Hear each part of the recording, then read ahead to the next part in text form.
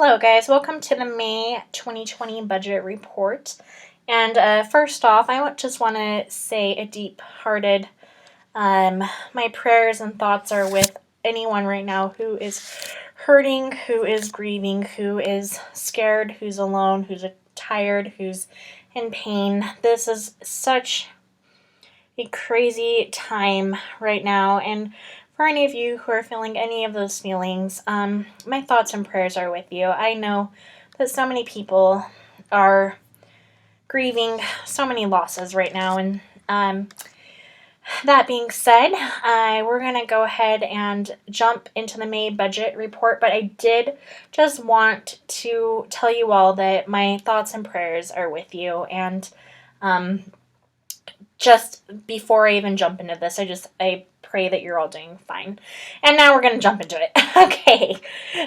So the May 2020 budget report. So we had a lot of ups and we had some downs as well. So we got our regular income as predicted, and then we did end up getting a lot of supplemental income due to some reimbursements from our health share account. We did get a $715 tax return from our state. However, we did have to pay taxes to the government. So we actually ended up paying $100 to taxes. We sold a fan for $5, and then I received $100 for my birthday. So that is that. And then moving on down here, tithing and offerings, mortgage, all of that stayed the same. Car insurance has been consistently around $10 higher, and I just keep that lower payment in there to remind me that I need to shop around and get a better car insurance so that I can start saving money each month on that. Health insurance stayed the same. Our energy was higher than last year, than what we predicted last year, and so about $6 higher. Netflix is $1 lower, and I did reflect that on the June budget report. Our cell phones, they were actually a little bit lower too. I'll mark it in green. I didn't mark it in green before, but it is a few cents lower, so I will mark that. Internet stayed the same. Our water and utilities was lower, which is nice. Our groceries, I went over by exactly $2, which isn't that bad. I did mark it in red because it's an overage, but I don't feel like I completely failed that section by all means. I feel anytime that it's close to my goal, I feel happy about. Our gas, just because of COVID and cheaper gas and lower amount of traveling, we spent quite a bit less. We spent around $70 less than we predicted. And then for our Murphy moved in moments, we did have that $855 taxes that we had to pay. I had a $338 swim tax, and then we spent $9.49 on bug spray because we started seeing some ants popping up around our house. So our Murphy moved in moment, and we just call it Murphy moved in because it's, as Dave Ramsey says, it's like whatever can go wrong will go wrong. It feels like Murphy moves into your house, Murphy's Law type of thing. So our unexpected expenditures were really high. They were $1,202.49. We did get a good amount of supplemental income to kind of counterbalance that, but it was still a big hit to have so many taxes. We did not predict that because last year we got a complete refund. Like, we didn't owe anything, so we just didn't know like how to predict this year's taxes. However, I guess my husband did get a new job, which did increase his pay. So I guess that's what that is taking into account, why we did have so many taxes. So moving on to our medical deductible account, all of our surplus income that I got back from Liberty Health Share, I just put right back into our medical deductible savings because our medical deductible each year is $2,500. So I want to have that amount accruing. And then we do have a $75 registration fee each year. And then our regular amount that we put towards our medical deductible each month just to build up this deductible balance is $215. So that is what this sum is of that $2,895. Is it was all of the checks that I received back plus the $215. In our car account, we did have a few expenses. So we spent $60 for my husband's new license from the DMV, and then I did wash our car for $9. Dog account, and we haven't spent any money, but he is due for shots. Our yard care account, we spent $30 on aeration. Prescriptions and therapy, we went over $191 because I deal with anxiety, and my therapist actually recommended that I go to somebody that could do a swab of my DNA to just make sure that I am on the correct anxiety medication. And so I did do that, and the swab was $165, and the new medication that we're trying out was for $30.43 and another one was for $17.35. So I will need to adjust that prescription and therapy account in June to go up higher, just to account for the $191.37 dollars that we went behind this month. Children's needs stayed the same. We're just building that up. That's at $21.26. Babysitting is $0. Clothing and hair, we just used the rest of the balance in there for some t-shirts. My husband wanted to make some not tie-dyed t-shirts, but some like bleach t-shirts. So I just cleared out the remaining budget in that account for $34.36, and then the overage came out of his personal spending. Dental account is still accruing at $192. Vision is $0. Our passport account is $0, and we did pay our Amazon Prime account this month, which comes to $127.51.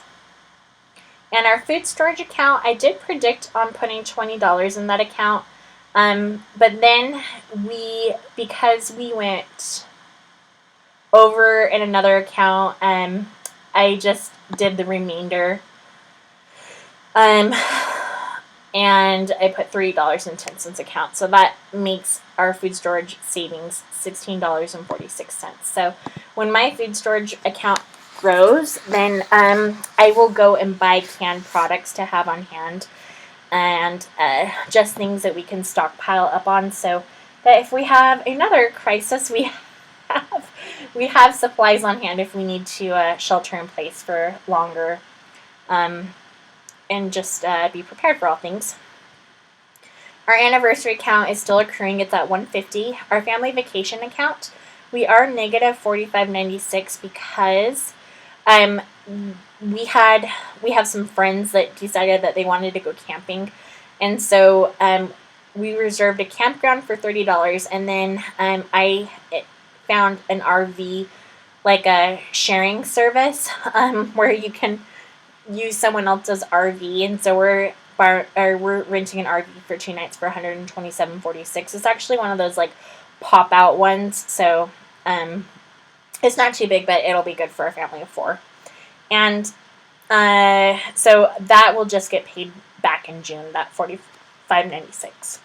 Christmas is still accumulating at $500 right now. House wants is zeroed out. Electronics is zeroed out. Our midlife crisis account has $11.69 left in it. A lot of this just went towards books and babysitting, and we did get some Del Taco. You know what I think I'm going to do right now? I think I'm going to take $11.69, and I am going to add it to this negative $191.37 to make that a negative $179.68. And I need to put a negative on there. Just so that did I do that right?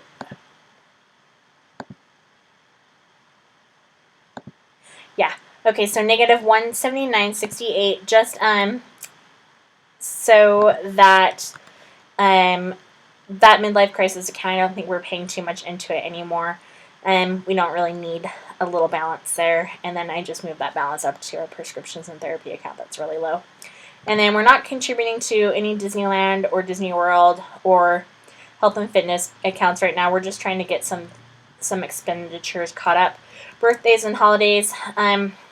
So May is a big month. We spent $10.70 on Mother's Day. I got some Father's Day gifts for $4.36. My birthday, I spent $61.45. We got some things for my birthday. I actually bought bulbs, and I had my husband wrap them up. And then my husband did get me some flowers, as well as let's see, some shoes, a pen. So that is where that negative 31.72 comes from. And birthdays and holidays, eating out, a lot of McDonald's, a lot of Pizza Factory, not a lot of Pizza Factory, a lot of McDonald's, sub sandwiches. We did some Pizza Factory, some tacos, and that is where $100 went. And I think I need to boost up our eating out account back to $125 one of these days. Impromptu giving has $0 in it. My husband's Mad Money. So the remainder of the balance for making t-shirts was $25.76 after we cleared out the clothing fund. And then he made some other purchases. He spent $3.58 at Walmart. He got some shoes for $82. He paid somebody something on Venmo for $44.62. He bought a tripod for $16.04. And he spent $32.13 on Amazon. So that is just where his spending has gone. And then my money, I did lunch with some friends for $23.53 from Neaters. I got a pin for $4.36. I bought a stitching kit for $14.50 and got a bracelet for $25. So I did get $100 for my birthday. And so that is where some of this more exciting spending is going, because I did get birthday money, which was really fun. So I did spend a little bit of money there. And our family fund and reunion account, this is just an account that we set up for anything that looks like fun that we might want to do last minute with our family that's not planned for. We did a lot of eating out again, and pizza. And date nights, we only put $25 in that account because just with COVID, and so we ended up spending all of our money on date nights on food as well. So we bought some sandwiches, and then we have an ice cream store called Culver's where we spent our money. So bringing us down to baby step 3B, we had anticipated putting around $790 into our baby step 3B. However, with all of the taxes coming in, we only put in $350, but I am still excited that we were able to put money towards our baby step 3B, which is good. So right now that balance comes to $22,659.95, which we do have plans for that coming up that I will tell you about. And we did not do any additional investing. That is just kind of on hold right now as we are still figuring out some stuff. And that is kind of where the budget sits. At this point, we have a remainder of $2,100 that carries over into June, just so that it pays the first of the month bills. So I always carry $2,100 over to the next month. And that is what will happen with that money is it will go to pay all of the bills that come out. Today is the first of the month when I post this, and so my mortgage has come out for $860, our car insurance. So that is just the cash that I carry over to pay those bills that come out right off the bat. So this is the May budget report. Honestly, there are some areas obviously that we can do better on, and there are some areas that we did pretty good on. But I'm not going to be too harsh on myself at this time, because the world is crazy. People are hurting. yes, I could have done better. I could have also done worse, right? I feel glad that I'm not turning to retail therapy when things are uncertain, and I feel like that is a big win. And I feel like anything that you're doing to cope right now with hard times, just look for the wins. Don't beat yourself up in all of this budgeting. Obviously, try to be smart, but don't beat yourself up, because right now we're just trying to cope and get through things the best we can. If you are new here, please consider subscribing. If you like this video, please give it a thumbs up. It just helps YouTube make sure to publicize it and get it out there so that other people can watch it. So again, I hope you're doing well. Take care. Bye. You got you that tie-dyed shirt? That's cool.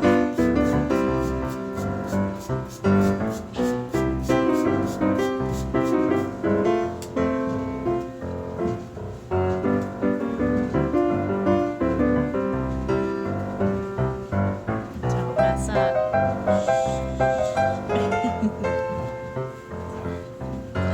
Let's go.